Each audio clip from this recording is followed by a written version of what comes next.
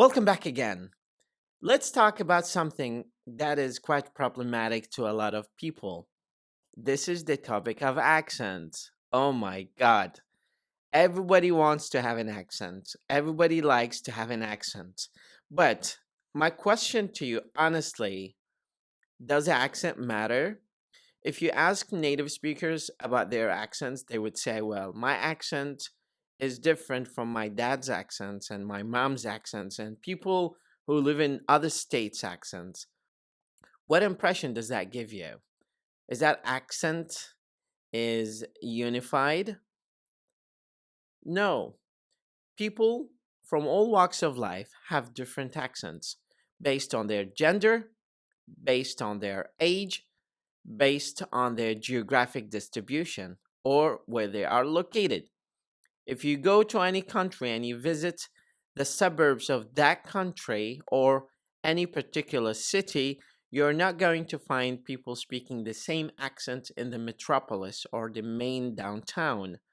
And the reason of which is because of the variety of living conditions and variety of distribution of education. Some people get higher education, so their accents get improved.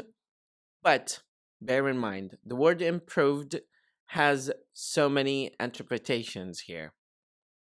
People who live in all countries around the world who speak English as their first or second language have different accents. Now, should you have an American or British or Canadian accent?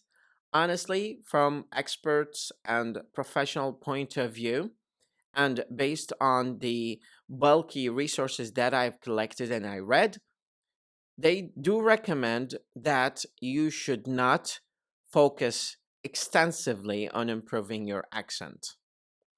The reason of which is that language learning has more priorities than improving your accent. Language as a tool is geared and designed to deliver meaning and facilitate communication.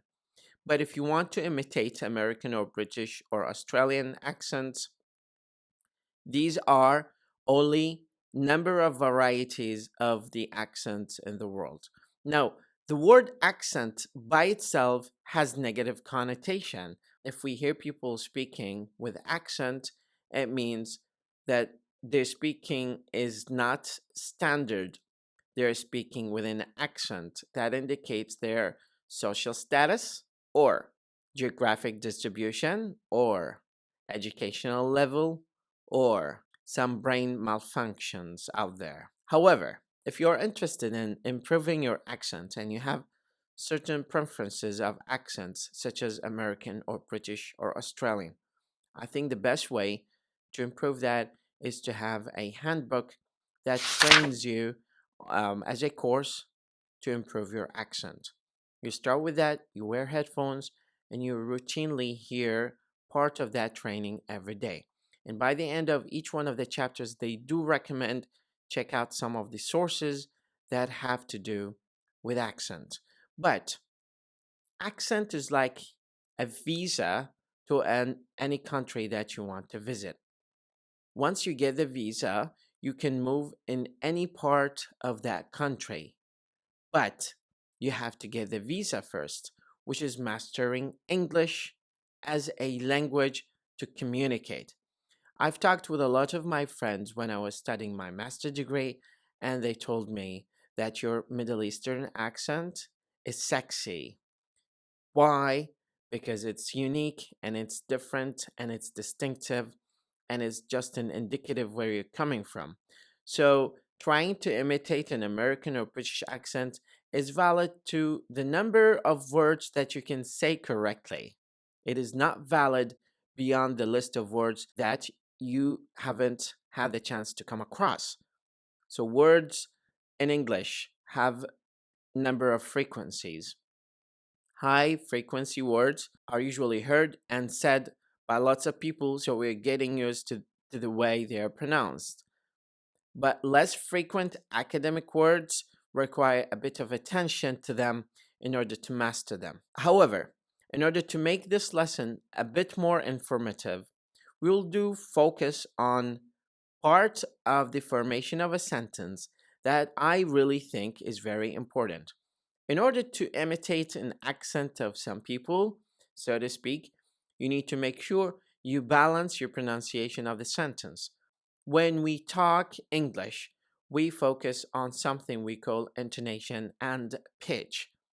Intonation and pitch is simply trying to put enough stress or weight on some parts of the words but not other parts of the words. The part of sentences that we stress more are the sentences that carry more meaning or new information. Because every sentence you say in English carries two types of meanings: the old meaning or the old information, and the new meaning and the new information. So, can you guess which meaning or which information should we stress? I'll give you 5 seconds. Definitely. We stress the new information. Why? Because it's new.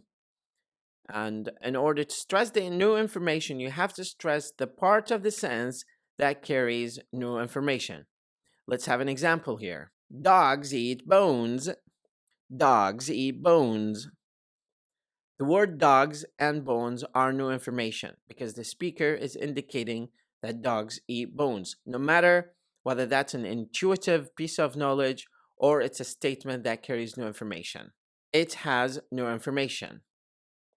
The word or the verb eat doesn't have or doesn't carry any new information at this point. Let's have another example.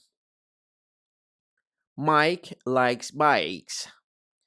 Elsa wants a book. Adam plays pool. Bobby needs some money. Susie combs her hair. John lives in France. Nellie teaches French. Ben writes articles. Keys open locks. Jerry makes music. Jean sells some apples.